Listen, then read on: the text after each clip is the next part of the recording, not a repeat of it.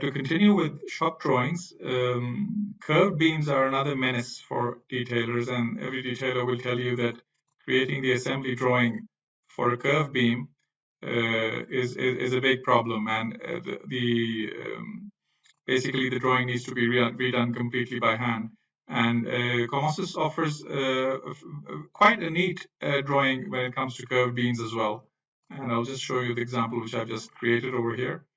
As you can see on the screen, well, obviously the single parts are over here, but the curve beam itself, as you can see, has been dimensioned properly with the angular dimension commands.